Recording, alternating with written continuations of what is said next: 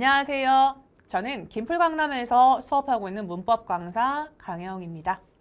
저는 이 영상을 통해서 여러분들께 편입 영어에 대한 설명을 좀 알기 쉽게 제공해 드리려고 하고 있는데요.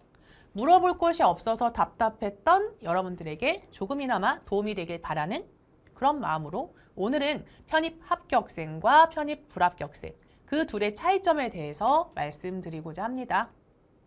우선 여러분들 영어만 잘하면 모든 편입시험에 합격할 수 있을까요? 그렇다면 이때 영어를 잘한다는 부분은 수능 등급이 높았던 때를 말하는 걸까요? 아니면 토익과 같은 공인영어 성적이 높은 걸까요? 그것도 아니면 영어 회화를 잘해서 외국인과의 의사소통이 잘 되는 발음이 아주 훌륭한 그런 경우를 말하는 걸까요? 모두 다 아닙니다. 그렇다면 열심히만 준비하면 편입에 다 합격할 수 있을까요? 전적대가 좋으면 그리고 학점이 좋으면 편입에 합격할 수 있을까요? 이 부분도 저는 모두 다 No, 아니요 라고 대답을 할 겁니다. 그렇다면 편입 합격을 위해서 무엇을 해야 할까요? 편입 합격을 위해서는요. 편입 영어를 성실하게 남들보다 열심히 준비해서 결과적으로 편입 영어를 잘해야 됩니다. 너무 당연한 얘기라 실망하셨나요? 그런 말은 나도 할 수 있겠다 라고 생각하셨죠? 그렇다면 제가 지금부터 하나씩 그 근거를 말씀드릴게요. 제가 만나는 학생들 중에 전적대가 좋은 친구들이 많아요. 심지어 외대, 성대 이런 친구들도 다시 재도전하러 오니까요. 근데 이제 과가 마음에 안 들어서 다시 학교를 바꾸면서 과를 옮기려고 하는 경우가 되겠죠. 물론 전적대가 좋으면 고등학교 때 영어 공부를 다른 친구들보다는 상대적으로 열심히 했을 테니 기본기가 좋아서 편입 영어 공부에 도움은 될 겁니다. 하지만 수능은 실용지문 또는 글쓴이의 주장, 빈칸 이런 글이 많은 반면에 편입 영어 같은 경우에는요. 대학교에서 공부하는 전공 지식 지문으로 이루어져 있기 때문에 기본적으로 사용되는 어휘에 아주 큰 차이가 있습니다. 편입 독해라고 얘기하면 우리가 흔히 많이 얘기하지만 심리학도 반영이 될 거고요. 철학도 들어갈 수 있고요. 과학도 들어갈 수 있고요. 이 모든 영역들을 영어 지문으로 읽어내야 되는 거죠. 또한 공인영어 문법은요. 회화체 위주로 융통성이 많이 발휘되는 반면에 편입 영어 문법은 굉장히 고집적이에요. 그래서 굉장히 스트릭트하게 편입 영어 문법만을 고집합니다. 대표적인 경우에는 그런 경우가 있겠죠? forbidd란 동사도 마찬가지로 회화체에서는 forbid 대상 from ing 쓰는데 왜 편입은 안 돼요? 편입 영어 시험에서 안 된다고 했으니까요. 언젠가는 바뀔 수도 있어요. 하지만 지금은 forbid 목적어 to 부정사를 써야 합니다. 라고 규정을 한 거죠. 사실 제가 편입 영어 문법을 수업하고 있긴 하지만 제가 생각해도 이건 너무 깊게 들어가는 거 아닌가? 그리고 지금은 사용하지 않는 문법들도 너무 많이 포함되어 있다는 생각을 하거든요. 하지만 분명한 건 우리가 이런 문법을 공부해야 하냐 해야 하는가 말아야 하는가가 아니라 이 부분이 시험에 출제가 된다는 점입니다. 우리는 영어를 잘하고자 편입 영어를 준비하는 게 아니라 학교 교수님들이 출제하시는 입학시험을 통과하기 위해서 이게 대학교 입학 영어가 되는 거고요. 그래서 이 편입 영어라는 걸 하게 되는 거거든요. 교수님들의 성향이라는 것도 어느 정도 반영이 될 수 있고요. 학교의 이 시험 문제 스타일이라는 것도 반영이 될 수 있고요.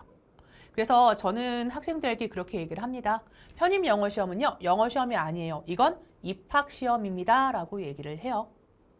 이 부분을 받아들이시면 아마 마음이 조금은 편안해지실 거라 생각을 합니다. 왜냐하면요. 영어를 너무 잘하는 친구들, 외국에서 난 오래 살다 왔어요 하는 친구들이 편입시험을 만약에 보게 됐을 때 그들의 영어가 반영이 되는 시험은 너무나도 불공평하지 않나요? 똑같은 1년 또는 2년이라는 시간을 주고 여러분들이 공부한 대가만큼 챙겨가는 게 편입 영어 시험이 되는 거죠. 입학 시험 명심하시고요. 자, 제가 수업한 학생들의 사례를 한번 살펴보면 한 친구는 너무 열심히 공부를 했는데요. 모든 자료를 암기하고 정리하고 틀린 문제는 오답 노트를 만들고 이론상으로는 나무랄 데 없죠. 하지만 이 학생은 시험에 나오지 않는 부분까지 파고들고 오답 노트를 정리한답시고 너무 많은 시간을 소비하고 사회 과목과 같은 이런 암기 과목을 학습하듯이 생각 없이 달달달달 외우고 있었죠. 결과는 예상되시죠? 생각 없이 외우기만 하면 사람의 기억력이 어떻게 1년여를 지속할 수 있어요. 또한 오답 노트 정리하면서 복사하고 붙이고 색색별로 포인트 정리하고 이건 사실 책을 만드는 작업이죠.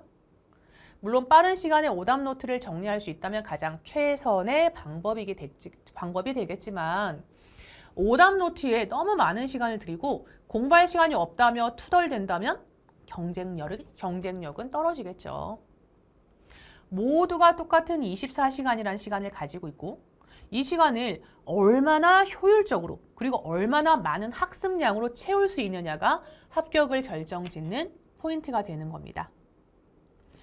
또 한 학생은요. 하루에 학원에 체류하는 시간이 12시간이나 되며 하루에 잠은 4시간밖에 안 자요 라고 얘기하는 학생도 있었어요. 그럼에도 불구하고 안타깝지만 성적이 나오지 않는다며 힘들어하는 한 학생의 기억이 납니다. 여러분, 뭐가 문제인지 아시겠나요? 편입에 합격하는 친구들은요, 앉아있는 시간이 아니라 공부하고 암기한 내용, 즉 양, 질로 승부를 해야 합니다. 예를 들면, 저는 하루에 단어 100개 공부하는데 2시간, 문법 이론 한 챕터 정리하는데 1시간, 영어 지문 3개 푸는데 10분, 정리하는데 30분. 아시겠나요? 이렇게 하루에 목표한 양을 채우면서 조금씩 더 늘려가는 겁니다. 그리고 잠은 절대 줄이시면, 물론 제가 잠을 줄이지 말라고 얘기하는 건 하루에 6시간은 사람이 자야 움직이죠? 잠을 4시간 자고 다음날 멍하게 있으면 이게 무슨 의미가 있나요?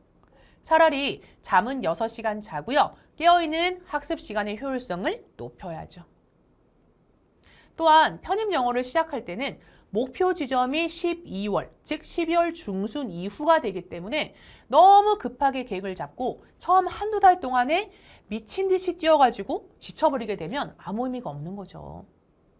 여러분들의 시험 기간은 12월인 거지 절대 5월, 6월이 아니라는 거. 그래서 편입 시험은요, 마라톤처럼 생각하셔야 되고 하나하나 쌓아 올려 가셔야 합니다. 보통은 학생들이 4월에 한 번, 7월에 한 번, 10월 달에 한 번 힘들어해요. 아무래도 이제 편입시험은 호흡이 길게 가야 되는데 호흡을 길게 가지지 못하고 매 달달 성적에 연연해 하면서 멘탈이 약해지기 때문인 거죠.